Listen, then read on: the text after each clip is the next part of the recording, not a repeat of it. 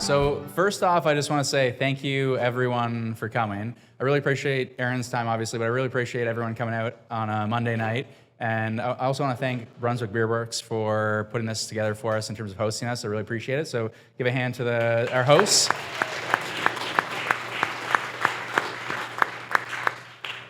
Now, Erin and I have traded barbs at times, but we have developed a friendship over the many years that we've both been in politics, and we can share different war stories from leaderships, I think, as well, although he's got 2 under his belt. I've only got 1. I actually want to... Well, you do the first leadership to learn the lessons to win in the second leadership, right, Nate? See, smart. Lessons to learn. And not only that, so he's been a guest on this podcast previously, and I've been a guest on his. He's got a podcast called Blue Skies. He's also got a Substack that I encourage folks to check out, which is just AaronO'Toole.substack.com, I think. No, it's Blue Skies as well. Aaron O'Toole, Blue Skies. Okay, Blue Skies, yeah. He's a very optimistic guy.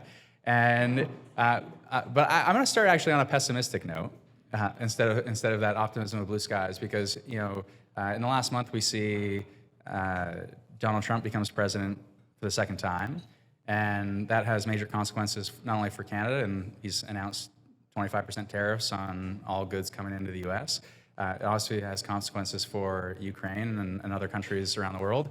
When you joined me in June of 2022 for the first podcast recording we did together, we talked about, and you talked about in particular, sort of the push and pull of populism versus conservatism. But when we look south of the border, populism has won.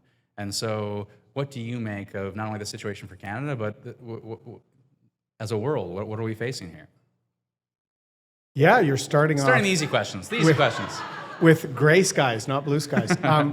Look, I think recent events, not just with the re-election of Donald Trump, but you're seeing even some election results in Europe, reflecting a bit of a realignment, a bit of a shift going on politically, driven by a number of things. Demographics, the baby boomers are getting older and are retired, and their economic activity is changing economies.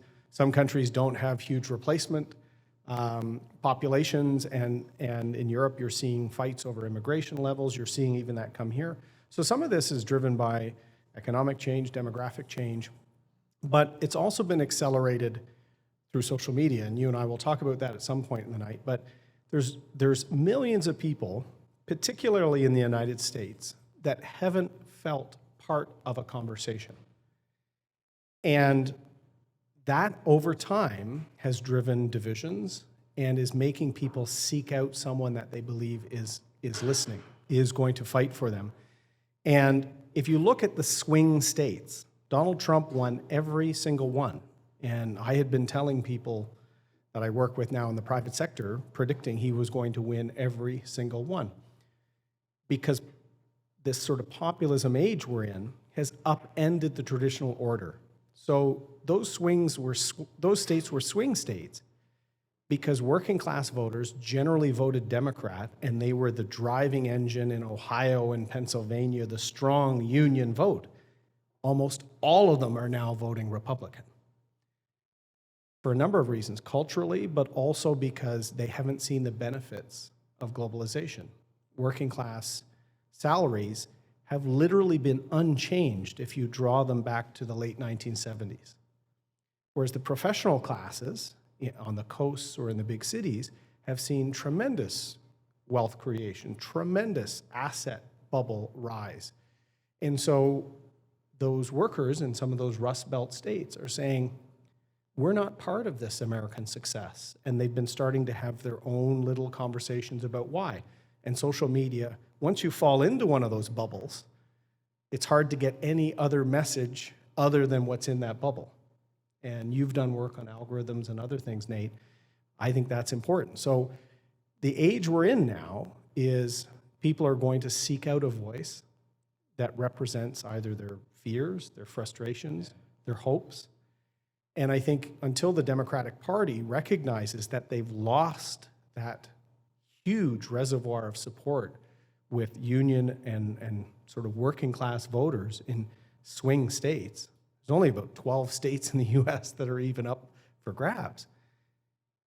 There's going to be no Democratic administration in the future. And I think you've seen some of these commentaries emerging from some media figures is the Democrats really have to do soul searching. But I think we can all learn from this, because in my riding, in parts of Oshawa, parts of Windsor, parts of Sault Ste. Marie, parts of Hamilton, that same feeling of being left out of the conversation is there.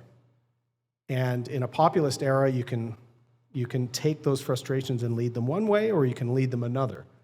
And that's where we could see more division in society. I mean, you're talking lessons for Democrats. I mean, if I'm translating that to the Canadian context, there are obviously lessons for liberals in the sense that you see economic frustrations and anger. People are worse off than their parents and generations that came before them, and that translates into real frustration and a vote for change and a vote to tear down systems and institutions in some ways. I think there's also, I was on a U of T Mississauga campus recently, and there was this sense of two young women who are both conservatives, unfortunately, but they and that wouldn't have happened 20 years ago. I'm serious. If you went to a conservative campus event 20 years ago, it would be 30 young dudes. Yeah. And but the Gen Z is completely more conservative than the millennials. Well, and it was interesting because they spoke to, it was a political correctness that they were pushing back against, and it was the sense of wanting to make sure that they were able to have their own voice, and this idea of, do we have freedom of speech? And well, of course you do from the federal government's perspective, but how you feel policed from your student body or your teachers or your campus is a different conversation potentially. But it was those two real conversations that drove that. So those are lessons for the Democrats and liberals to make sure that you're able to speak to people, you're not speaking down to people, you're not lecturing people, and you're not just saying, well, GDP per capita is growing faster than you think, wages are growing faster than you think. You might not feel it, but it's better than you think it is. And there's a certain tone there that doesn't work in politics for sure. Well, lessons for conservatives, though, out of that election, because on the one hand, success for Republicans. On the other hand, success that might be short-term success that comes at the expense of our democratic conventions and social mores in some ways. The lesson for conservatives, I think, is don't let the tail wag the dog. And there's a great political movie called Wag the Dog, if you like politics. But what I mean by that is you hear in Canada a lot, but it's similar to the US, what is the base saying? What is the conservative base saying? What is the liberal base saying? And I think the risk for conservatives, and it's a little bit the same thing Prime Minister Trudeau has faced, is if you're really just trying to speak to the base through social media now to make the base happy, you're actually not speaking to all Canadians. You're speaking to a group. And my concern is the base, over time, can get angrier and more disconnected from where I would say the vast majority of sort of middle-class, large swaths of voters are. And so I've said this to some of my colleagues, is Ukraine is a great example. Prime Minister Harper, probably his most famous comment that you might remember from Stephen Harper, and I know we have a room full of Stephen Harper acolytes here, but is probably when he confronted Vladimir Putin and said, "Get out of Ukraine." You remember when he did that? I think it was at a G7 meeting or a G20 meeting. And that was a unanimous position, both between conservatives and liberals in the US and in Canada. Why has it drifted away from that? Well, because elements of this quote-unquote base has been influenced by the debates in the United States. It's been influenced by Russian disinformation on social media. And over time, the repetition of social media, and I was just talking to someone as we came in, the repetition makes it so hard for someone to actually resist the message, whether it's on Ukraine, whether it's on vaccines. And they just seek out more and more affirming information through social media. So if you just chase the base, you got to be very careful that the base doesn't start going squirrely. The same thing happened to Justin Trudeau, though. In the pandemic, a very hard day for me was, we were having people not able to attend their own loved ones' funerals. Do you remember that when during lockdowns and everything, and we were trying, and then the Prime Minister showed up at a protest and took a knee at a protest, disregarding his own advice not to go to gatherings. He did that because he thought he was speaking to an element of his base. So all parties can get into trouble if you're going to let social media dictate the decisions you make. I lived through this recently, and I'm not going to purposely pick on Danielle Smith, but she did send out a health minister and an ag minister to comment on my politics recently. And why? Why? And you can see the thread. You can see the thread, and you can follow it, where she dabbles in conspiracy theories around chemtrails. She gets asked a question by a supporter, obviously. She gives an answer. The supporter, that she's starting to lose the crowd. She goes, well, we're not doing it, but it might be the Pentagon. And then the Pentagon releases a statement the following day saying, no, not us. What are you talking about? You fast forward from there, a week later, 2 weeks later, she's trying her best to accommodate Jordan Peterson. And then you fast forward a week after that, and she's actually sending her health minister and her ag minister out at the microphone to say that a bill that I've got before Parliament on pandemic prevention and preparedness that takes a One Health approach and does speak to addressing biosecurity risks in agriculture, that this is going to mandate vegetable proteins. And why did they do this? Because rebel media had a campaign around this, and if you track it all forward, and then of course she goes after trans kids too, but you track it all, and why is all of this happening? She's got a leadership review for her base, and she's got a score. She scored 91.5%, if you're all wondering. But it drives a very bizarre politics, and you can say, you got example, and I agree, there are examples probably on both sides in terms of speaking to a base. But it's law. I think people who are busy with their own lives and looking after their family and not following the day-to-day of the insider politics to every political party might go, what in the world are they doing? But it's speaking to a very small audience of people who are invested to become members and dictate outcomes in a much more serious way. Well, when it comes to leadership reviews, no one can take advice from me. I lost one of my own caucus. And it's funny because in the two leaderships I ran in, I was the choice of caucus. But nothing makes things more challenging than a health crisis, and you really know how people feel in a time of pressure. And it was a very hard leadership time for me.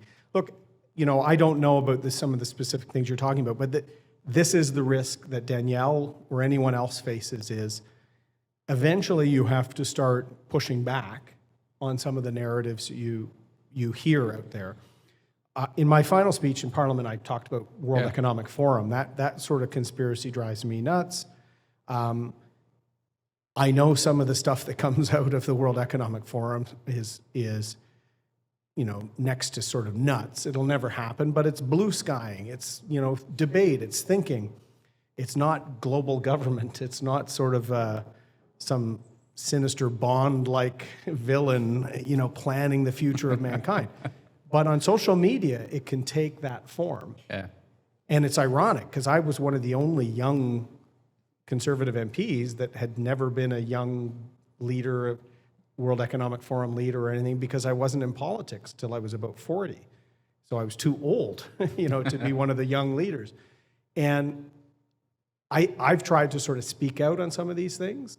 And when I've had constituents, when I was still an MP, come up to me and say, what about these 15-minute cities? They're going to take away our cars. They're going to take away this. They're going to take away that. And I say, well, do you know what that is? I think it was a French economist said, hey, wouldn't it be great if you could go buy corn at the local market? Do you buy corn at the Watson farm here in Bowmanville? She goes, yeah, of course I do. Well, wouldn't it be great if you could do all of this sort of nearby? I said, that's the master plan of 15-minute cities. But she looked at me shocked, and she goes, well, thank you. I read something totally different. It's that repetitive nature of the algorithms people are increasingly stuck in. Is she, a bad person? No. Nobody had ever challenged her perception of 15-minute cities or whatever the issue is of the day. Yeah. And I think public officials, part of your mandate should be to do that on left and right, so that we don't, as traditional media breaks down, we have an added responsibility, I think. There's probably more people that read your Householder in your riding than read the Toronto Star or the Globe. I think I'm the only one that gets a paper on my street. And back 30 years ago, every house on my street would have gotten a paper. So I think public officials have an even greater duty to push back on some of these. No, that sense of responsibility is incredibly important. As an aside, because Erin was reviewing the Householder, my favorite story about the Householder, by the way, is the newsletter that gets sent out to every household that is, the fold-out 6 pages.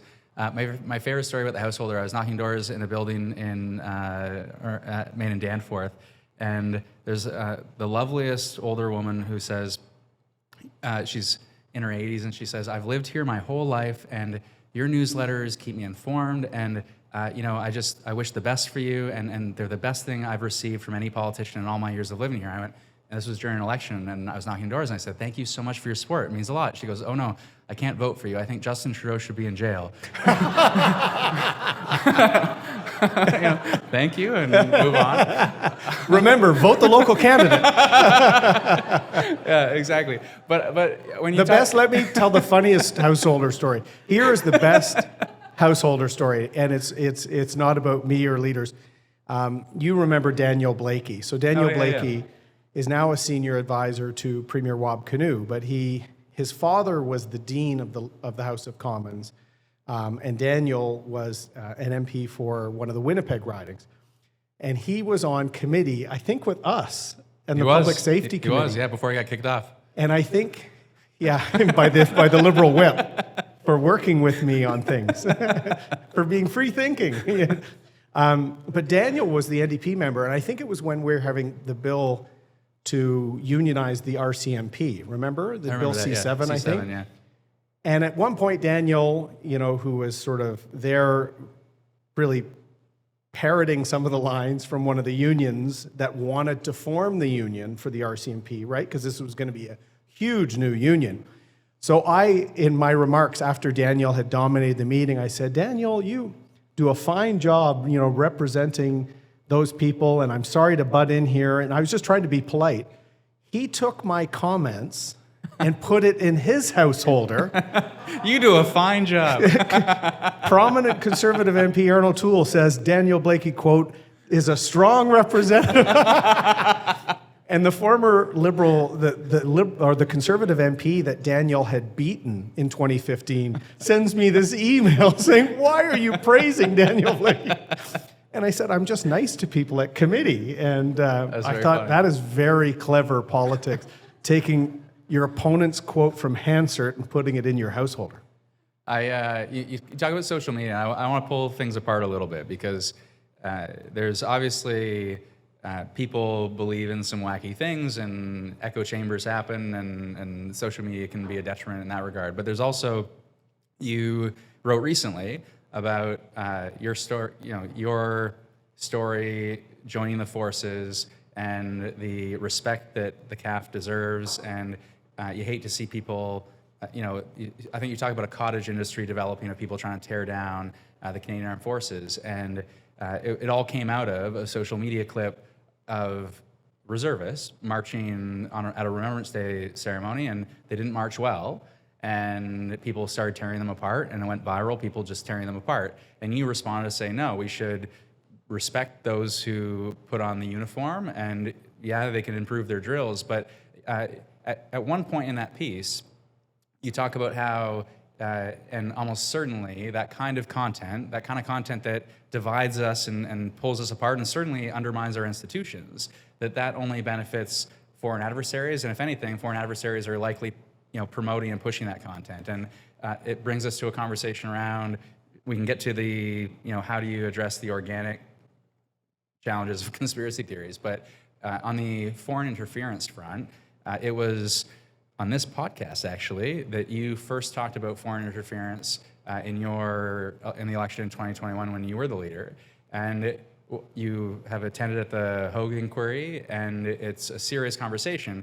We don't always have the most serious approach in dealing with this conversation, though. So whether it's name the names or get a security clearance, it devolves into, we could talk about both those issues, but it does devolve into slogans and simplistic sort of attacks instead of working across party lines to address a really serious threat and a really serious issue for our country. Yeah, no, well, thank you. I wrote that because I do worry that on social media, our institutions are under attack. In some cases by foreign agents, by troll farms. We saw during the pandemic this movement that I'm sure came into your office like it did mine. If I gather so many signatures, the Governor General can remove the Prime Minister. I'm sure you saw these. Not as many in Beaches, East York. Yeah. These are Some, though. attacks on our institutions, and I've seen a lot of it. So the video of the drill, it was pretty embarrassing drill. Yeah. But these are reservists juggling jobs. Probably didn't practice much. It's like a 10-second clip. Yeah, they might have been great for the other bit of it. Yeah, Who and is knows? that really a representation of this cross-section of Canadians, men and women, all backgrounds, stepping up to serve and to juggle those things? And in Remembrance Week, of all things, I didn't like to see veterans jumping on an institution that gave them so much. There's some great veterans in this room that I was talking to who gave a lot of service to their country. So I always say, especially during Remembrance Week, veterans should be helping build up the military, not tear it down. And our military has a personnel shortage. It has some recruiting challenges, like all Western militaries right now. And I fear that some people don't even realize that some posts are accelerated by foreign misinformation. And the Russians are like a cheese grater. They just want friction in our society. They want us fighting. They want us not trusting institutions. Chinese state interference is more of a scalpel. They've used WeChat, where there's almost 1 million WeChat users in Canada. And they get their news about the election. They get their news about everything from an algorithm that's controlled by Beijing. That should trouble people around election time. And they're very surgical in ridings where they think they can have an impact. So I think I've tried to approach the foreign interference thing responsibly. We knew on election night that some of my seats were impacted because our modeling was so accurate, except in about 13 to 15 ridings where there was a predominantly Chinese Canadian vote that in many cases we believe was suppressed. How many would it have meant came out of our win column? That's really hard to determine. But we were able to determine, and the Hogue inquiry confirmed, that there were interference campaigns, and we weren't properly briefed, even though we were the target of them. So the Prime Minister avoided having the Hogue inquiry. I think some of these things should be nonpartisan because it'll be the same thing that a future Conservative government or a future whatever government will be facing with the same thing. More and more countries are trying to influence their diaspora populations, trying to influence global security or trade conversations. So Canada has to grow up a little bit. This is going on, and we have to get a lot more serious in combating it. Well, let's take those two examples, though, and have a more serious conversation about it.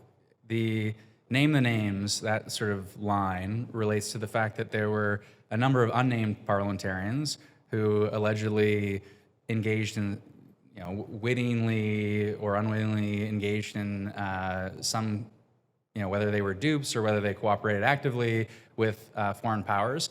It's hard, though, because due process matters. It's hard because we don't know the strength of the intelligence of all those cases. Let me jump in on that for 1 second. Yeah, sure.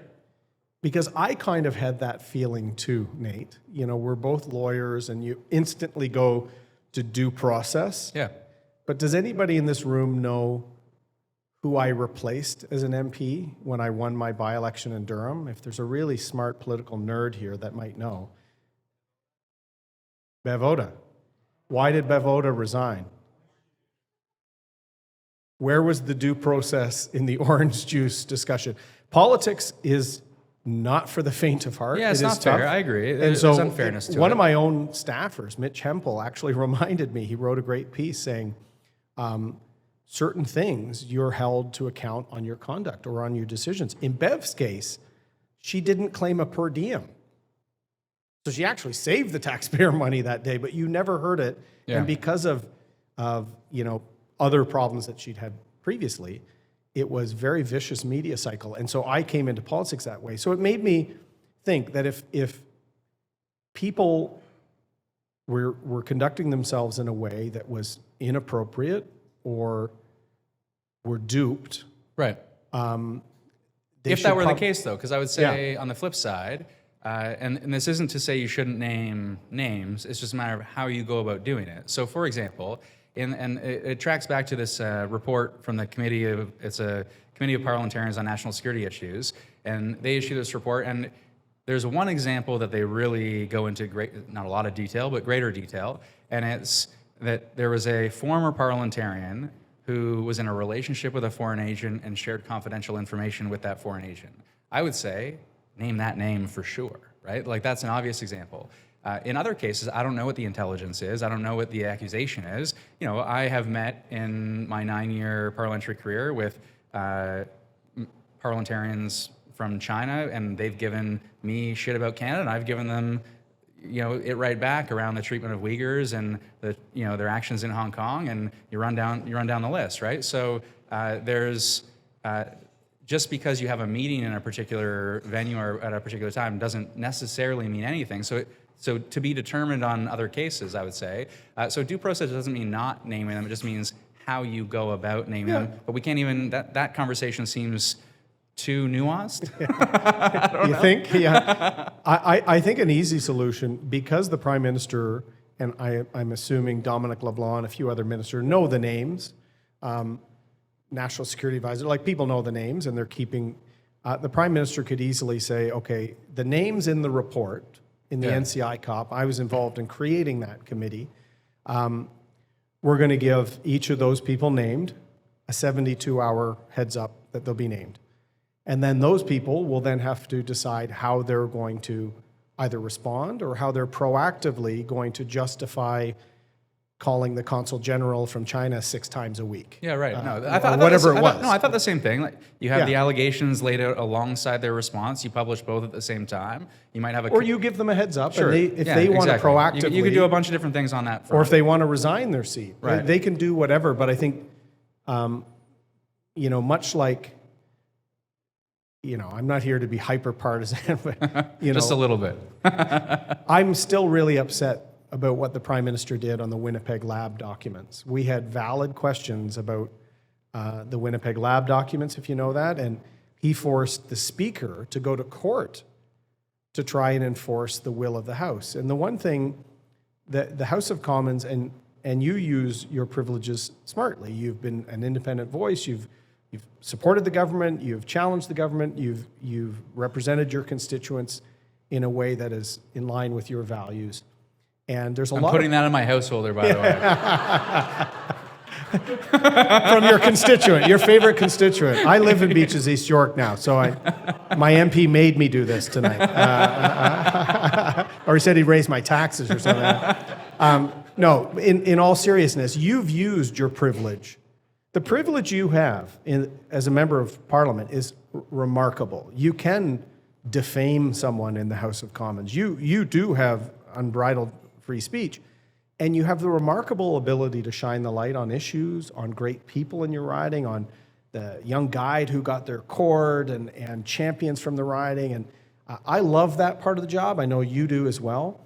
But with that remarkable privilege comes responsibility. And so the House of Commons, when they want to review something, the government can't stand in the way of that. There's precedent going back decades on that. So at times, the Prime Minister who said his government would be transparent by default has not been transparent by default. So I think now we're in a pre-election mode. We're in a very highly intense partisan area. So everything gets reduced to name the names or get the security review. And so I hope going forward we can take certain issues, especially like the the protection of our democratic institutions and make them as nonpartisan as possible. Well, you talk about using that power responsibly. I mean, I, in 2019, voted for a deeper dive through an inquiry into the SNC-Lavalin affair. I think it was just me and John McKay that voted with the opposition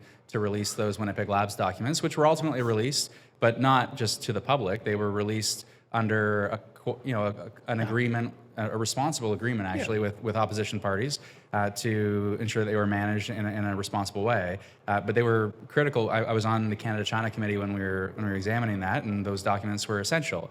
At the same time, Parliament has been broken for the last almost 30 sitting days because I think power is being, in some ways, used irresponsibly for, to say, release the documents to the RCMP, and it doesn't make any sense. So that using power responsibly is incredibly important. Now, when we talk name the names, okay, so there is probably a path. We could probably sit down and chart a path that we would agree on. The getting the security clearance, I can't imagine a world where Erin O'Toole, the leader, doesn't get a security clearance to review information about potential interference in a leadership that you participated in. I just think you're too serious of a person for that. So I'm not going to be too hyper partisan either, but what in the goddamn hell? Thanks for being nonpartisan. I'm withdrawing my comments from your householder. Please forget I said all that. No. Look, politics is also a game of tactics. Yeah. Okay. If I was 18 points ahead in the polls, and for the record, I was never 18 points ahead in the polls. I was ahead in the polls several times, including on the day I was voted out. I was ahead in the polls. What can you do? Curtailing your ability to hold the government to account, I can see why. If it did limit your ability to call the government out on a range of things. Yeah, if it did. And Parliament is in, the Bloc wants to vote against the government right now. So we're in a truly vote-to-vote minority Parliament. We weren't for several years when there was... If we ever have a vote. If there's a vote, yeah, if there's a vote. And so it's actually a smart tactical decision to just not do that until they can defeat the government. Like, Pierre every day says, I want a carbon tax election. Whether you want that or not, that's what he wants. No, I understand. And right now, he's going to try and drive that question. But on the wider thing, I held back naming people to NCI COP because I wanted an agreement from the Prime Minister that he would stop sort of using NCI COP as a bit of a shield. And that's the Security Intelligence Committee of Parliamentarians. We created that for long-term oversight of our intelligence agencies. It's not meant to take hot topics in the House and take them out of the House. Yeah, understood. So I think now that we know, when the Prime Minister stood up in the House and accused a foreign state of an assassination on our own soil, like that should tell all Canadians that there are foreign interference operations going on in our country. We've got a national inquiry that's going to report the Hogue Commission likely right after Christmas. I hope in the next couple of years we can take some of the, back and forth out of it, and really safeguard our. No, jokes democratic aside. I entirely agree. And the example you just raised of assassination, there's a range of different kinds of interference, and that is obviously the most aggressive version of it. And there are little things we can do around, interference in nominations. Okay, have Elections Canada run those nominations and police them. Parties set the rules, but Elections Canada can enforce the rules and make sure everything is above board. There are little things we can do. But on the assassination in Canada, but the assassination plots in other countries, including the United States, this is of a whole other level, really. And it was astounding when he announced that. And so hopefully we all take it seriously. Yeah, agreed. And I know there's, we're heading into an election, there's partisanship, there's always going to be shots back and forth, but on an issue as significant as that, you'd like to think we put the politics aside and say, what's in the best interest of our country and how do we work together in the best interest of our country? You ran in two leaderships, and if and, there are allegations that assassination aside, which is the most serious, but there are allegations that there was interference in that last conservative leadership that you weren't a part of. I mean, if those allegations had been made in the leadership that I was just running in provincially, I would have lost my mind. I mean, that hasn't seemed to have played as large of a part of the broader public debate than I might have expected, including in conservative circles.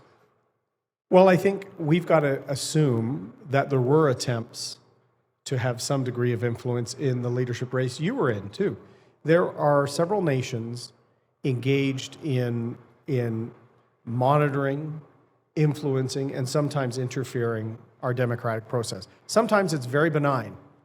It's them tracking people who are Falun Gong protesters in public parks and things like this. There's been tracking of this by embassy officials and stuff like that. That seems benign, but it's not when they're doing a lot of these things to intimidate.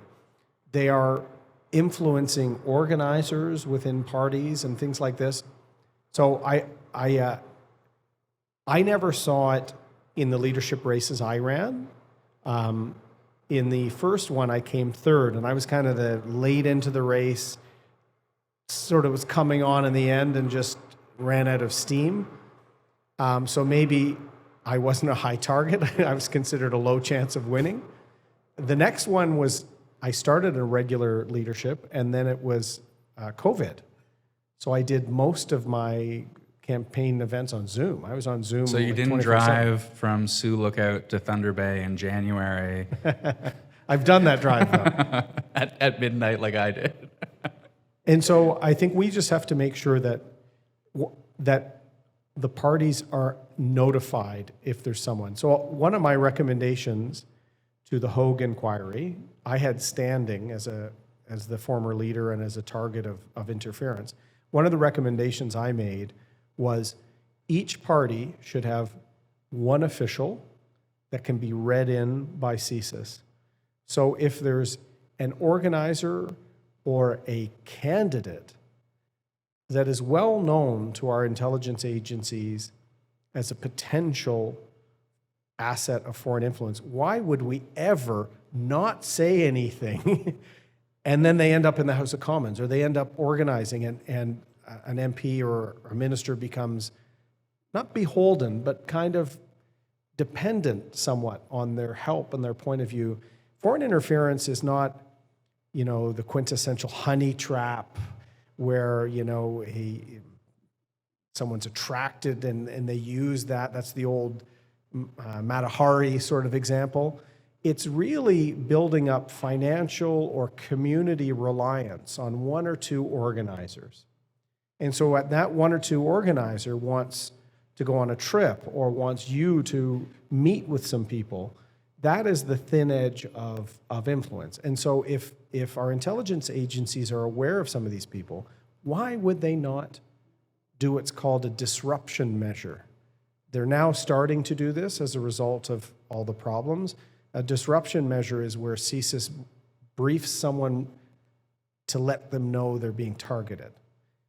But if each of the parties had one official that could be trusted both for their caucus and for candidates, and they were discreet, then candidates would be informed if there was someone looking at running at a nomination. And why this is important is some nominations for the Conservatives in rural Alberta, for example, if you win that nomination, that's the general election. MP for life. Yeah. It used to be that way in Toronto for Liberals, in St. Paul's, for example.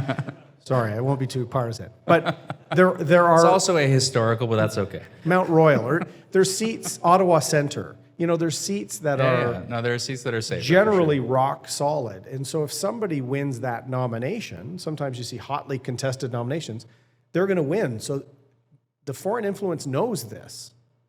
So they target on the nominations which aren't well regulated, which don't have the same degree of Elections Canada scrutiny, which aren't very well reported by the media because... Yeah, and that's what I say. We could solve... If you had You can set the rules on who's eligible to become a member. You can set the rules on when the election is going to happen, and parties should have full authority over the mechanics of red lighting, green lighting certain candidates, but making sure that the rules are followed and everything's above board. I mean, the Elections Canada is excellent at doing this in general. So yeah, I think there are, again, some things that we could easily agree on and move forward with across party lines. You didn't have interference in your two leadership races. You obviously had a challenging time with your own caucus, regardless of interference, when you were the leader. And COVID had a lot to do with that. You know, I'm going to be visiting Sarnia-Lambton sooner than later this weekend for Christmas with Amy's family, and the MP there was the chair of the so-called Civil Liberties Caucus, which was like a wink-wink, nod-nod to anti-vaccine. And there's a lot of that wink-wink, nod-nodding that went on with your detractors, certainly when you were the leader. And yet, so I ran a leadership, but I've never been the leader. I've only been a caucus member and sometimes a disruptive caucus member. But I've never been on the other end of how to manage those personalities and how to make sure that people have the freedom, that they're able to be voices for their communities, that they're able to say and do the things that they want to accomplish, and they're able to help shape the agenda. But they're also going to be united, and we're going to be a united team. You obviously struggle with that, and in part because people were out to replace you pretty early on.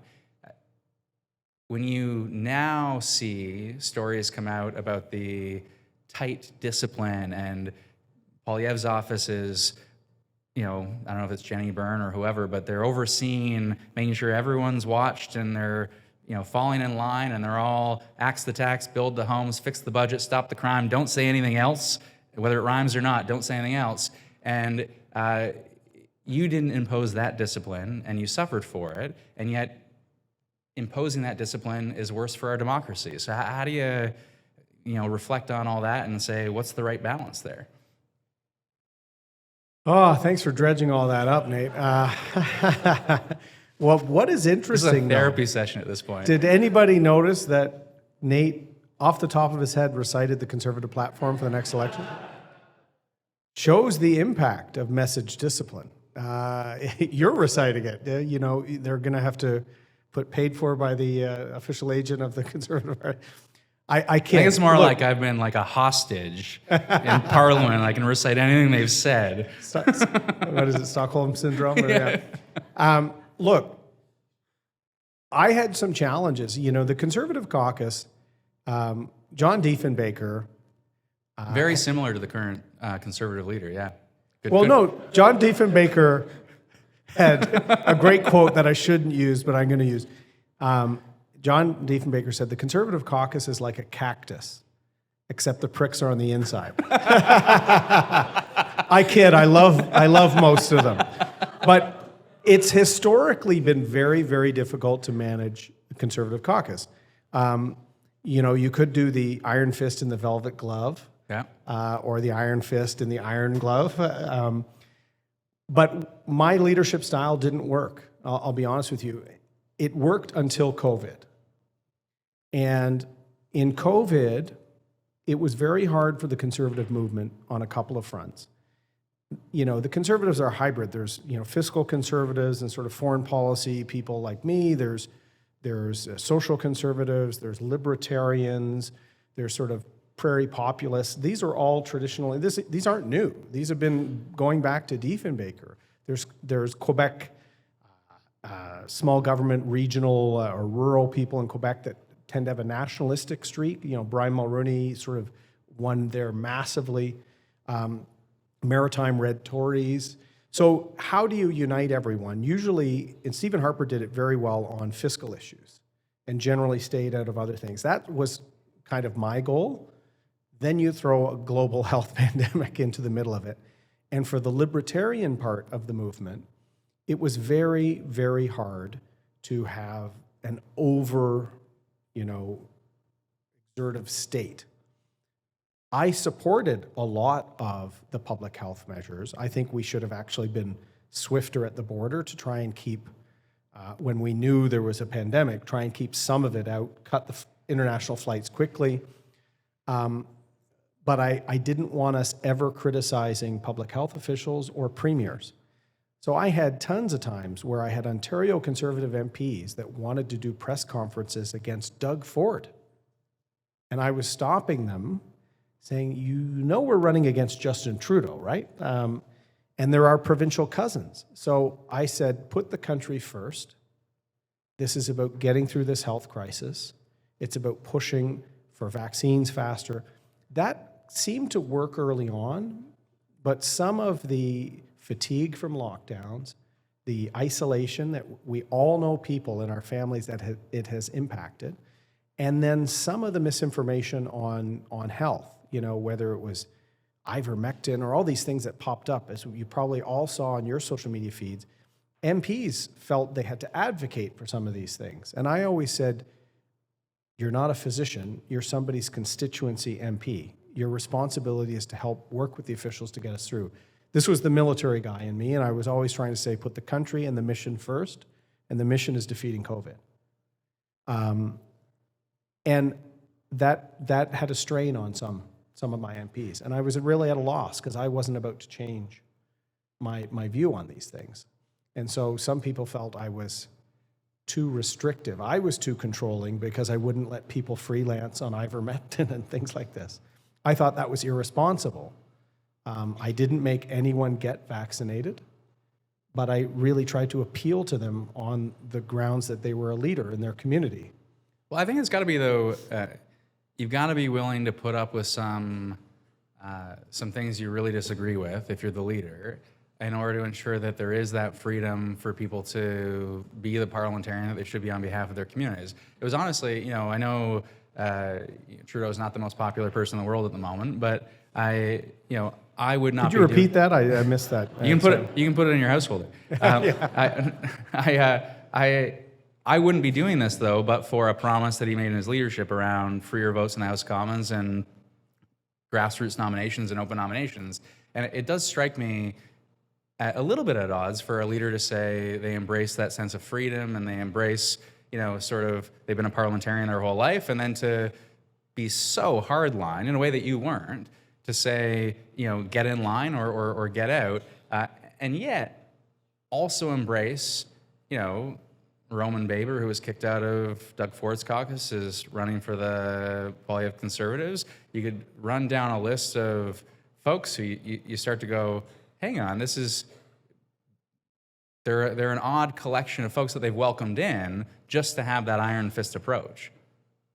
Well, there's some people that might suggest that better having more people in the tent than throwing stones at you. Yeah, I suppose. Like, look, I made no excuses that I wanted, as leader. I'd run in two leaderships. I was often attacked for being too moderate on social issues and other things, but I wanted us to have a serious policy on the environment. How dare you care about equality in the environment?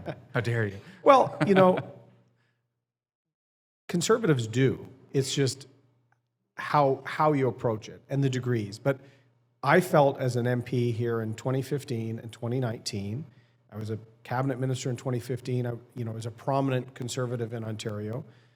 I heard on many, many doorsteps, not just in the 416, but in the 905, why are you guys climate change deniers? I heard that in 2019. Remember, Greta Thunberg had all her stuff in the middle of the 2019, I think she came to Canada during the 2019 election.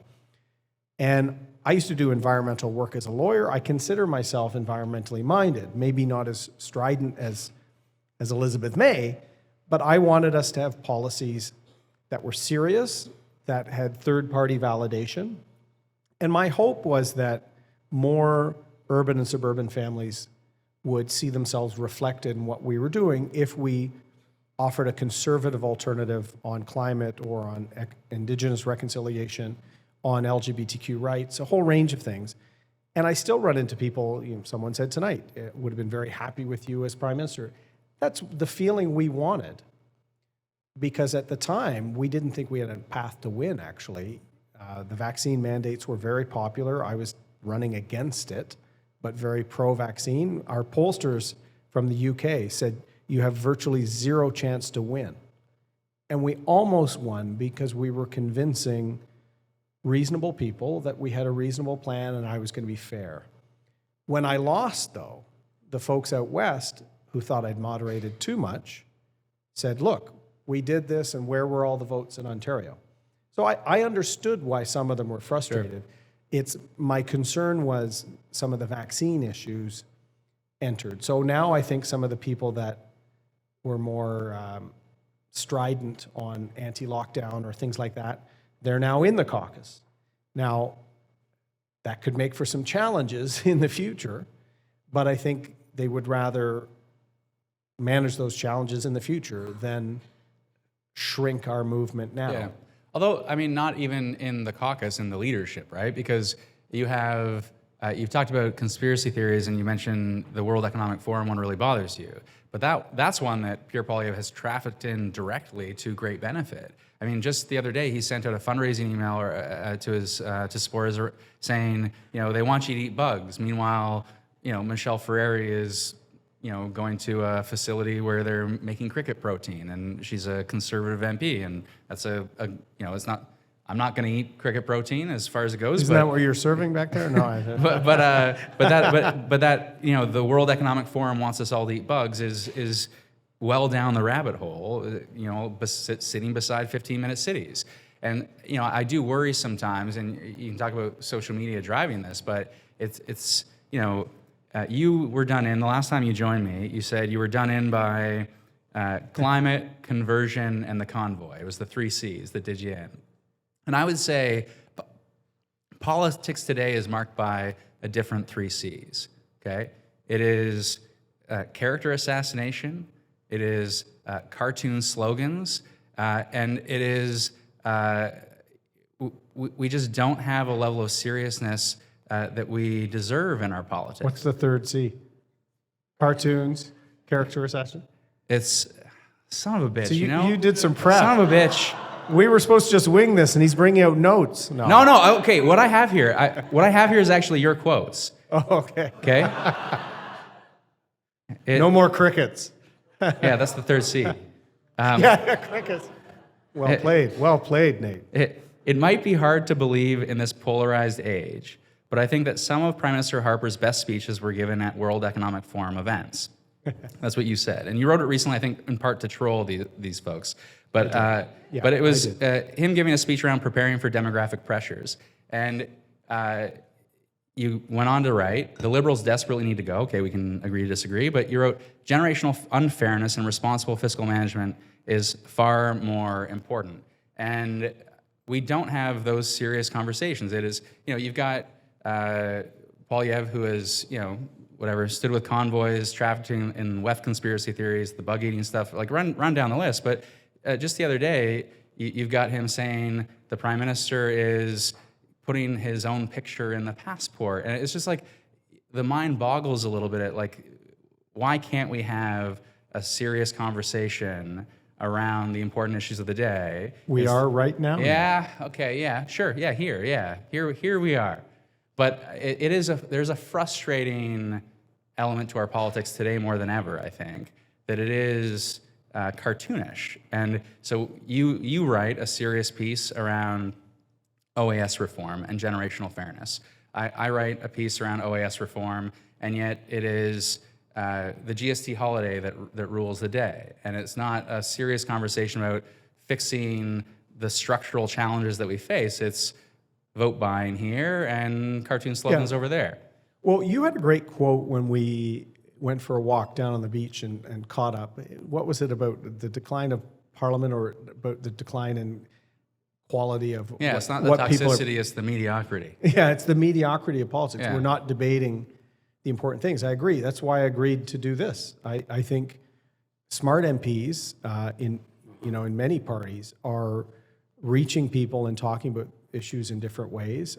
And I think the more we can do that to engage people in a serious way, we're all playing our role in taking down the temperature of polarization, maybe just a degree at a time, but it's important. And I think, you have respect on all sides in the House, pretty much, because you've taken that approach. And we've had areas where we've disagreed strongly, sure. But we've had, my most proud policy of there are 2 in our 21 platform, we had a program on combining harm reduction and treatment. And we were going to build 25 treatment centers to help with the encampments and all that sort of stuff. And my worry is one side is harm reduction, safe supply, ignore treatment, blah, blah, blah. And the other side is everything's broken, there's lawlessness. And some of these solutions are going to require both. It's going to require intervention and reduce the harm and get people help in a variety of different ways. The other one was the workers' benefit, and you commented on that. The workers' benefit, the people that were struggling the most, the same voter that Donald Trump is speaking to in the United States, that hard-working family that was getting squeezed by inflation, that's who the government should be targeting. So some of the excess that's been spent on upper middle class, they don't need more breaks, and they don't need over-the-top daycare and other things. To be frank, we should be doing a far more for that struggling working class family that have two parents working all the time. They're in service or non-unionized job environments, and they're not making a lot of money. And look at how expensive it is in Beaches, East York now compared to when I lived here 20 years ago, or in Vancouver, or in Mississauga. Where the people that are working in our hotels and our tourism industry, they have to commute and do transit to get in, and they're probably renting in the outer 905. That's where we need to do more, and you were fighting for that. I think you got the government to move a little bit on the Canada Workers Benefit. I was putting the most. So a lot of Conservatives said, where are your tax cuts? I said, I'm actually giving it to the lower incomes. You should want it going there.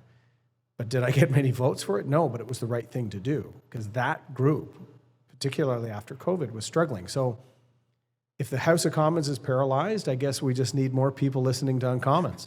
I saw a Globe editor. One person clap for the record. I saw a Globe editor who said checks, $250 checks, and lifting GST on beer. Thanks federal liberals. And it did bother me in a serious way because it is this last minute gimmicky. I'm not even sure it's a great gimmick because most people buy their Christmas trees before December 14th, and the measure. We just bought ours tonight. Yeah.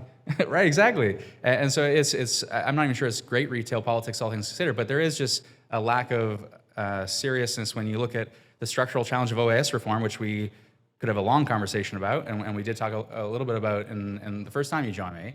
But there's an example where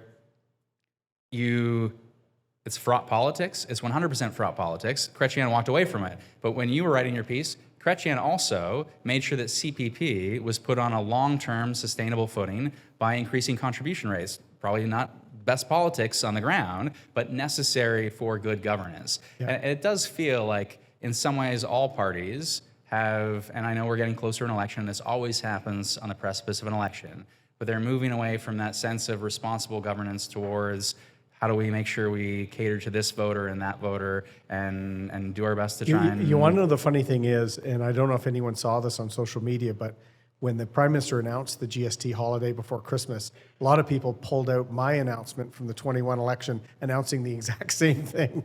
And so I blame you then. Well, but here's the thing. If you remember, during COVID, there was a lot of resentment that the provinces were letting lineups form at Costco and all these sorts of stuff. And a lot of mom and pop businesses and restaurants especially were like in serious financial problem. So in 21, we had the GST holiday, but it had to be used at a bricks and mortar store. Amazon like doubled in market value during COVID because everyone was just not going out into their little neighborhood thing. So we did that policy as much to have the gimmicky part of the Christmas break, in that this wasn't for online. This is we had to get back into opening up as a society. We needed to get back into the restaurant. So we also had a restaurant benefit to get people out. All of those sectors were asking for assistance. So we were trying to use the tax system to help them. But now I think the Prime Minister, and this is something that You've talked a lot about my leader, the leader of the party. Yeah, you can take your still shots. I know. That's Well, fair. I think the debate in the last 6 months has all been about the prime minister, and I think even his own caucus is having. So I think at some point you have to decide what's best for the country, not just clinging to power and announcing this and announcing that and hiring a new media guy. I think this Christmas, Prime Minister Trudeau needs to have a serious reflection on what's best for the country, what's best for him, because I don't think it's healthy. And I've said I don't like the F Trudeau flags. I don't like some of the polarization, and I've called my own side out on it. I think he's got to realize that he's becoming a stumbling block himself to some of these smart discussions. And I'll tell you, a leadership race, even a small one, would probably be a good opportunity for the Liberals to kind of decide, are they going to go back to the traditional Chrétien-Martin center? Are they going to keep kind of on the left where Justin took them? Is Nate going to stay if there's a leadership race federally? All these questions, all these questions that people have. I think your wife will say no. Yeah, exactly. But I think it would be healthy for My democracy. kids would say no. Yeah. Yeah, It's tough on East York families. baseball would say no. I'm coaching there. That's why I said to some folks before we started recording. It's like when I coached Mac. He's 8 years old now in baseball over the summer. We're 8U champions, by the way, and I love that. And the more that I get to do that, a break is healthy for me at least from politics. Knowing that it's still the best way to make a difference. There's no question about it. I would encourage everyone to do it. But I suppose have a bit of a lament, and we didn't really get into social media too much, but I do have a bit of a lament that there isn't that level of seriousness sometimes to our politics when there's so many important things that are at stake. And instead we get, and I will close with this, we get conspiracies, we get cartoon slogans, and we get the absolute silliness of the character assassination we see day to day today in our politics, which is destructive not only to good people wanting to join politics, but ultimately to the institutions that hold our politics up. Yeah, I don't like, I've shared that with some of my colleagues on the Conservative side. As I said, my comments earlier about the base is eventually somebody's going to have to reel a lot of this stuff in. Yeah, exactly. And, one of my staff, when you lose the leadership, it is an earth-shattering event, and it was about minimizing the disruption on my family and on my staff. And I had amazing people who were then also out of work as well. And one of them, as they were leaving, they would come in and or call, or one of them said, your last question period with Justin Trudeau, he had COVID at the time, the thing that never... And I wished him and his family well at the end of... How dare you? Exactly. And then I was out the next day. But, each MP has to bring their approach to politics, their background, their priorities, their lived experience. But I really do think, as you and I can show, and I mentioned Daniel Blakey earlier tonight, I consider Daniel a friend. We need a bit of a return to that. I agree with I think, the character assassination, as you're saying, I think it's becoming far too regular. And a lot of it is driven by social media. And so I hope we get more MPs willing to sort of say, look, we need to detoxify this a bit. And the strength lies in the men and women that communities send. Yeah. So there's caucus discipline, but you've shown that caucus discipline can be flexible at times when you've been independent of thought. We had that when I was in the Conservative government. I hope if Pierre wins, I hope he allows for some of that, because that's what Parliament is based on. Well, so I'm going to say a couple things. One, I think Tanvir here has a question card. You can fill in a question. You can pass the questions up. We're going to take a 10-minute break. And before we do, let me just say that it's an odd thing for a Liberal to say, but I do sometimes think, would it have been better to have you have won the 2021 elections so that we didn't see this complete devolution of that sort of moderate, sensible politics hold? because I do worry, I do worry about how things move forward. And so I really appreciate, I consider you a friend That's as well. a great point to end on. Erin O'Toole should have won the tournament. Let's end there. Thank you very much, Nate. And thank you for coming. But I do want to start with, I think, the most important question, and it's really how we led off with the podcast in some ways, where we return to American politics, where while we were recording, Donald Trump has released a more significant statement. We knew tariffs were coming. He has said, though, that 25% tariffs are coming on Mexico and Canada. And how bad can we expect the next 4 years to be is the question. And more pointedly, how should Canada respond? Well, I will give the same advice I gave Chrystia Freeland in 2017. I was her critic, and I've done nothing but praise my friend Chrystia Freeland. I think she's very talented, very smart person, but they completely butchered dealing with Donald Trump. And this is part of the problem we're in this. As I said, everyone's appealing to their following on social media. So we had Donald Trump. He was coming in talking about tariffs, talking about a wall with Mexico, talking about NATO countries not paying their fair share. And what did we do? We had the progressive trade agenda. You remember her speech, Nate, where she said, we're going to focus on gender, we're going to focus on indigenous rights. Well, our indigenous rights are completely different than the U.S. Constitution. So it was all, I called it virtue signaling at the time, and Jerry Butts accused me of using an alt-right word in saying virtue signaling. It was early days. But I said, in negotiation, anybody that's been in business or in law school, you have to find areas of common ground. It doesn't necessarily mean you have to love and be the same as the person on the other side of the table.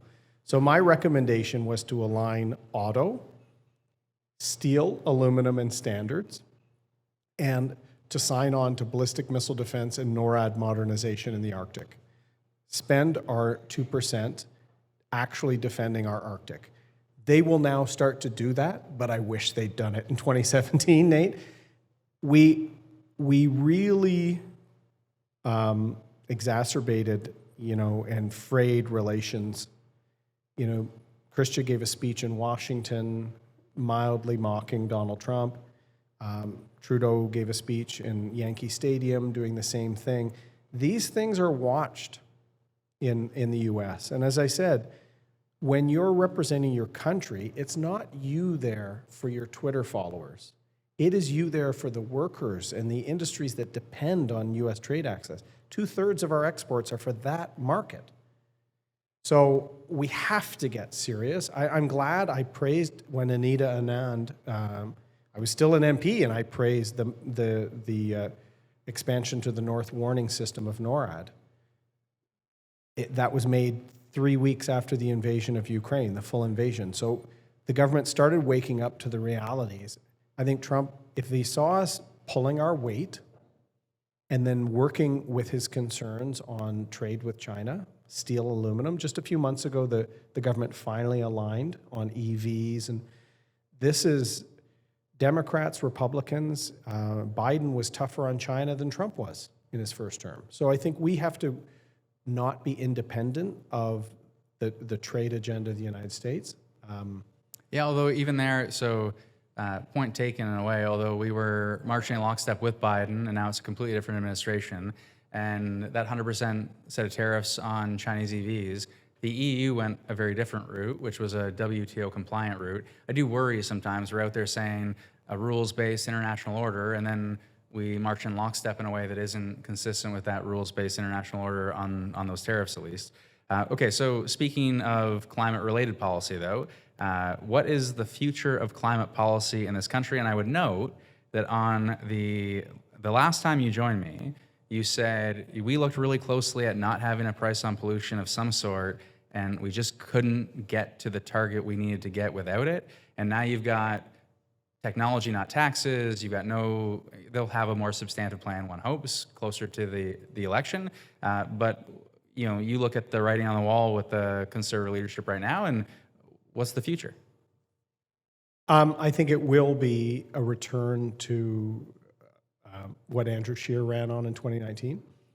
And look, Part of the reason I lost the leadership is the 3 C's: climate, convoy, and conversion. I'm actually really proud of our climate plan, and I've had some Liberal cabinet ministers that have run into me at things, basically apologize for mocking our plan, that you burn and you earn because it was petro points in my plan. No, you were going to take the price on carbon from your checking account, and at the pump it would be transferred to your low carbon savings account. And then like an RESP or something, you were just restricted on how you spent it.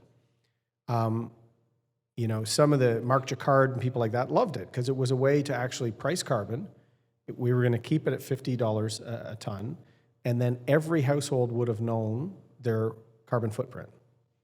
But it made people feel like there was still a tax. I kept on saying, if you're transferring your own money, that it's not a tax to Ottawa. So I think what the Conservatives could do is they could focus on large emitters. And you guys, your government's been doing that with money to electrify steel plants and things like this. Yeah, there's the Net Zero Innovation Fund alongside the price. So there's about 700 emitters in Canada, the large emitters, that I think are about a third of our national emissions. So if you partner with them on technology, on investments, and sort of, it's not quick, but you can make substantive reductions, give the provinces that are still on coal, like Nova Scotia and a few others, extra. So I think that will be Pierre's approach. He won't want the consumer carbon price. I think there'll still be an industrial price because that's been driven largely by the provinces. Although when you say that it's going to be Andrew Scheer's plan, you make me deeply depressed. Deeply depressed. Well, that's kind of what we ran on in 2019. It was, yeah. Voters in Ontario told me at the time that wasn't sufficient, which is why I tried. Yeah, I completely agree. This is a question from someone, a younger person who drove all the way from, came all the way from Oakville, I should say, to this event. How do we get good people to get in politics? You get ripped on social media, pay is less than in the private sector. We've seen an increase in threats, and parties whip the free thinkers increasingly, it seems. So how do you get good people? Why are you leaving? No. Look, I do think politics should not be a career. I do think one thing I really admire about the American system is they will have people go into politics, not just as elected officials, but like as assistant secretary of state for Latin America. You don't know the names of these people. These are people that come in with an administration. They do a number of years, and then they go back, and there's kind of respect in their old environment for doing that public service. I think we need more of that. We need people that will get in to politics for a few years to accomplish something on the environment or on the fiscal situation or on pensions or union issues. I do think it was a mistake for Ontario to eliminate the pension for MPPs. I've told this to Mike Harris. It's not something I've hidden. Nobody gets into politics for money. Most good people take pay cuts to get into politics. They do it to make a difference. So don't curtail their ability to make a difference, and don't punish them long term for making that choice of running. So Doug Ford should bring back the pension. My father was an MPP, but he retired from General Motors and had a pension. There's very few private sector pensions left. So if we want good people in public life, let's not punish them, and let's let them have that freedom to be a constituency voice like you've been. Two questions that are related but not entirely consistent with each other. Are you worried Poilievre will try to seriously destabilize Canada in the event of another crisis, given his actions after the Montreal riot last week? And then related but from a different direction entirely, protesters are misusing our rights and freedoms to spew hatred and divisions against Canadian society, among Canadian society, desecrating our values, our institutions, and our flag. How and when will we get out, stand up to these abuses, and take our streets back? Well, look, Pierre is not a leader anybody should worry about. Like some of the stuff I see online, I served with him for many, many years. Is he more strident and more vocal than I was? Yes. Have you been around the country lately? He's reflecting the mood of the country. So if, some of the things we're seeing, he's trying to make sure that people feel heard, much like the way Trump does. his policies are very similar to Stephen Harper's. And, I know I'm not in a room of, your followers aren't massive Stephen Harper. I joked about that. But we had pretty solid, predictable government. The whole hidden agenda that people were saying with Stephen Harper, while he was there for 9 years, there was no hidden agenda. He had a much more principle-based foreign policy. He was very strong in Israel, very strong in Ukraine, very strong on child maternal health and things like this.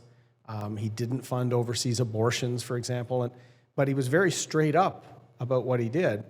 He was very driven on balancing the budget and making sure that the size of government didn't eclipse the size of the private sector. As you saw in the last 8 years, we've literally doubled the civil servants. Are we getting better performance? So I think you're going to see very similar policies to what we saw in Stephen Harper. Some people will like that, some people won't, but there's no need to fear it. I mean, the only thing I would say that maybe shows a bit of contrast there around, the fix the budget element to that for, slogans that get cited all the time, so they're burned into my brain. The fix the budget piece is woefully I understand what axe the tax means. Fix the budget when they promise these broad-based, untargeted tax cuts, when they want to I assume they want to do the 2% NATO spending, which is another $9 billion a year over and above the 1.76% if we get there under the Liberal proposed budgeting. So there's a lot of spending I've seen, not a lot of how we're going to balance things on the other side of the ledger. It's tough. That's why in the 21 election, I said we would balance the budget over the course of the next decade. Right. Because I was going to increase military spending. We were going to spend on that workers' benefit to give relief to working families. And I looked at the finances. Remember, coming out of COVID, at the peak of COVID, we were running almost a $400 billion deficit. Yeah. Now, of course, that was temporary and everything, but I kind of said, I had a bunch of people, oh, you've got to say you'll balance the budget within the first term. I said, that's impossible, right? So that one will be hard to sort of nail down. But I do think, if you saw the Great Recession of 2008, 2009, Harper ran large deficits. I'm sure it drove him crazy. But he then said, I will get back to budget balance by 2015. And he was pretty disciplined on doing that. And because the questions reference sort of the protests and in one hand and then cast as chaos in another. I mean, when you look at what happened in Montreal, which there was despicable anti-Semitism where there was an owner of a second cup that was rightly held accountable for her comments. And there need to be consequence. Free speech doesn't mean consequence-free speech. It means, the federal law might not catch up to you from the criminal code, but there's still going to be consequences for the things that you say and do, whether it means your business or your occupation or your relationships. At the same time, this idea that Trudeau was at a concert and letting Montreal burn is absurd. I mean, this is a local policing issue. This is, if you look in Ontario, it's Toronto has a police force, Ontario has a police force. Who doesn't have a police force? Justin Trudeau, except at the RCMP level, which doesn't do this kind of work. And so I do worry that there's this, if my kid spills the milk, it's Trudeau's fault. You know what I mean? It's like everything is blamed on Trudeau, and we're perpetuating this. And some things, okay, blame Trudeau if it's within his wheelhouse. But it really got under my skin, this idea that Trudeau is responsible for an anti-NATO protest in Montreal. Well, look, I didn't like it. As two dads that were in politics, I think the Prime Minister should be entitled to days with his daughter and things like that. I didn't like to see that. My wife and daughter and her cousins went to Taylor Swift the night after, and Jack and I went to see Gladiator 2, 7 out of 10, in case you're wondering. Not as good as the original. The Montreal, I didn't see it till later. That shouldn't be hung on anyone, but it should concern everyone. Yeah. That woman used the term final solution. This is what social media is doing to our society now, that they think they can actually have casual references to the Holocaust. It deeply upset me. I had a call with a national Muslim group today because I had concern about the politicization of Remembrance Day in Ottawa, and I told them as much. What we have to do is make sure that we can have respectful debates. Some of the protests with respect to Gaza in front of people's homes and targeting businesses and stuff is a level that I don't think I've seen in my lifetime, and we have to, as public officials, denounce that.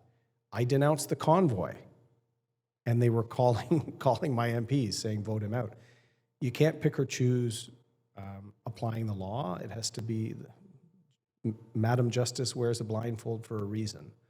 And so I think all of us have a role in combating the rise in hate we're seeing.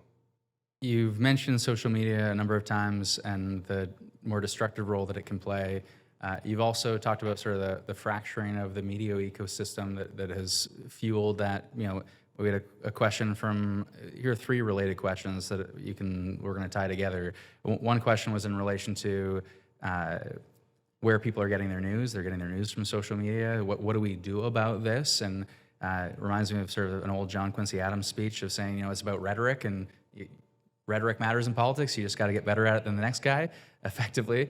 Why are Conservatives so determined to defund the CBC, Canada's only public broadcaster, which I think does relate to this conversation when you have so few independent media sources in this country? And then last question is, what role, if any, can alternative media play in handling disinformation when trust in institutions is low? And how do we combat disinformation, misinformation through building up alternative media potentially? Yeah, that's a great question. I was thinking this the other day because I was down in the Cherry Beach area, and it's so nice what's been done in the waterfront down there. I remember doing a veterans event at Cherry Beach at the Chorus building. And, I did media as a lawyer in Toronto, and, Chorus was this, huge success story. They had this place at Cherry Beach, is magnificent. They're basically insolvent.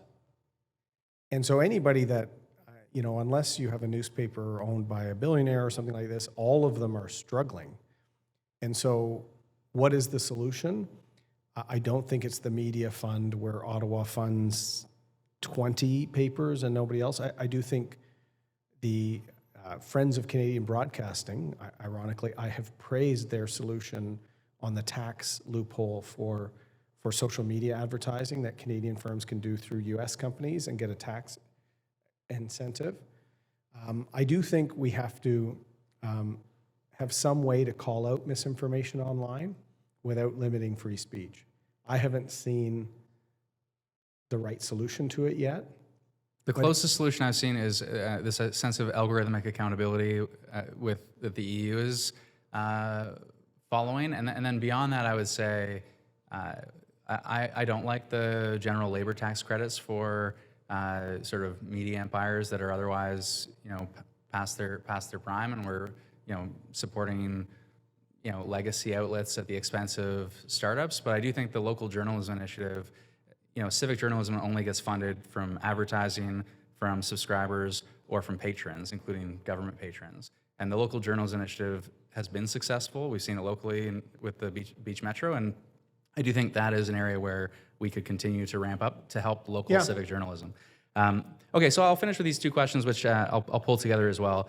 You mentioned the tail wagging the dog. How does this actually get reeled in? If everyone is letting the tail wag the dog, this question, gives you praise and said, and everyone else is Erin O'Toole.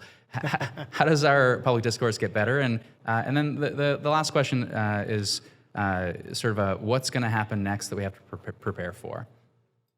That's a great question. So I view my public role as someone that's a patriot, and I try and improve our public discourse, whether it's appearing with you, whether it's some public speaking opportunities. But lately on Twitter or X or whatever you call it now, I've been taking on some of what I see as misinformation based or amplified, whether it's the military degradation, these sorts of things. And the major driver of it is anonymity. There should be no anonymity online. Free speech, the public square, was you couldn't hide yourself. We should be in a free society. You should be free to to go all the way to the border of hate speech, say repugnant things, but to be accountable and not to hide it and not to mask it and other things. And so I really do think that whether through guilt or through algorithmic transparency, we've got to make sure that people know that certain rage accounts, certain bot attacks are foreign-led and funded. And I think it would cause some people to think twice before retweeting something that they know is driven by a foreign asset. How can you do that without the permission of the platforms? Like, X has become horrible under Elon Musk. It's more conspiracy-filled than it ever was. So I would just like to clean up some of the anonymity. How to do that? I really do think the algorithm should be transparent. You've done some great work on this multi-party, multi-jurisdiction, Nate, that I think could be part of the solution. But if you look, Facebook changed its algorithm years ago and accelerated group voices and repeat posters. So they accelerated the rage farmers because they were trying to drive people's time on the site. Well, they've destroyed society in the meantime. So how can we start bringing it back? I spoke virtually to a class at Western today. I said it's going to be up to that Gen Z generation, which has grown up with it, to start saying, okay, we see the impact it's having, right from eating disorders with kids during the pandemic, right through to political discourse. Let's start cleaning it up. And politicians should amplify some of those efforts. Okay, we're going to close with something that Alex suggested, which is you're going to say something. You're going to tell me a strength of the Prime Minister, and I'll say a weakness, and then I'll say a strength of Poilievre, and you'll say a weakness. Fair game? Huh? I didn't sign on for this. I'll start though. I'll say a strength of Poilievre. I think I've been on committee with him, same as I was on committee with you. I could take you in longer doses, but he is an excellent orator.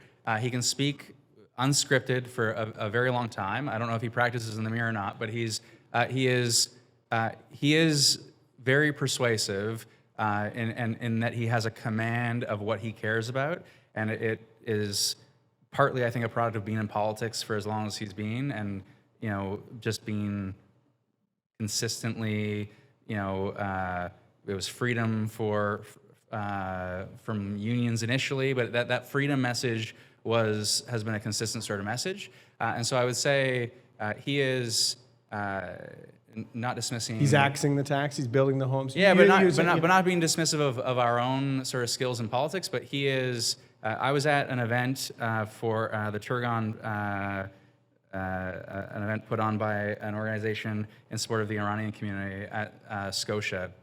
He brought the house down. I texted him afterwards, being like, "That was a great performance. Like he controls a crowd and commands a crowd in a way that very few politicians I've seen are able to do.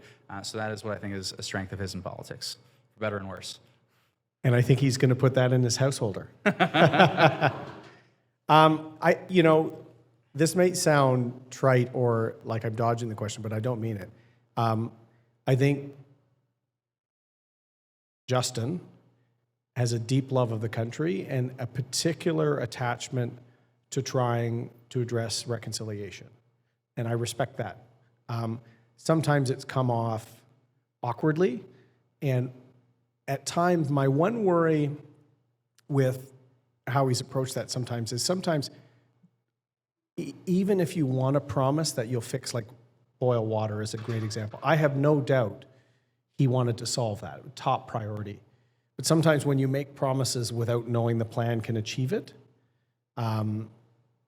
I didn't mean to work in the negativity. Yeah, this is a strength. He's supposed to be focusing on strength. I really do think he's probably the first prime minister that has come into office with a real knowledge about some of the failures of our country with respect to Indigenous peoples and a real desire to fix it. And I think he's made progress. And I think that's desirable because I do think it will now be a requirement for Yeah, I think, all I think prime that's right. ministers. And he will look back on his time as prime minister, and I think both climate and especially reconciliation, he will have moved the conversation forward in a serious way, no doubt. Okay, so something I perceive to be a weakness, though. So my brother doesn't follow politics all that much, and I think there is just a general inability to connect at times, and it's partly, I mean, both Poilievre and Trudeau are actors in their own right. I mean, that's, I guess, part of the job. But over time, whether it's overexposure or whatever it might be, there's just been a disconnect. And the GST tax holiday strikes me as sort of symptomatic of this, in that it's, oh, well, you know, we want to speak to people, so let's just give money. And it's like, no, it's not about just a check. It's how are you communicating with people who are not following politics, who are busy with their own lives? How are you just speaking to people just in a genuine, authentic way? And I do worry sometimes. I think Poilievre will struggle down the road with the same challenge, because they both are cut in the same kind of mold of acting first, as opposed to just talking to people as I think one likes to be talked to, is in a genuine, authentic way, whether or not you say the perfect word in the perfectly scripted way. But for example, if you don't remember the 3 C's on the first go. That's authenticity. Yeah. Yeah, or the beer. But okay, so the weakness. We'll close with the You're making me closer. weakness. We'll say one positive thing at the end, but I'll live up to your end of the thing. I think it's based on something I said earlier, which is Pierre will have to be very careful with the base. And I agree with you. Pierre is very talented. You know, he's kind of grown up in politics. And he is the first politician in Canada that I think really understood how to get his message out through a range of channels. Trudeau was, you know, very popular in 2015 on Facebook, but it was because he was well known before he was elected, right? Like guys like you and I and Pierre, no one knew us until you become an MP, and then you have to get known. Pierre was the first that was really able to harness social media, from YouTube to everything else, and to develop an audience and to speak to it. Very, very crafty and intelligent. But that could also be a bit of a weakness, because social media is not real life. It is curated, it is manipulated. And so, you know, something that was huge years ago, like crypto, he had a huge following on crypto, you know, crypto bros and all that sort of stuff. You know, that goes down in a few years. And so sometimes building up that audience can make you think that the audience is a complete representation of the country. It is not. And with algorithms, going back to some of your work, you're not even really sure what the audience is, or if they're seeing all aspects of your message. So this will be one thing that he has to make sure that it's a strength that doesn't get turned into a weakness, because I've seen social media, you know, issues change, manipulation of issues, more information comes out. There's an expectation that whether the Montreal riots, like, people have to comment immediately. Why weren't you? That so his could weakness cause might problems. be, to pull it full circle, that he's allowing the tail to wag the dog.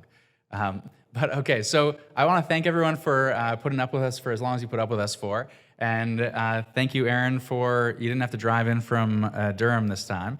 You're closer in the beaches, but I do appreciate you spending the time, and I appreciate you joining. And I do hope we can continue to have more of these conversations across the aisle. And I look forward to another walk on the boardwalk.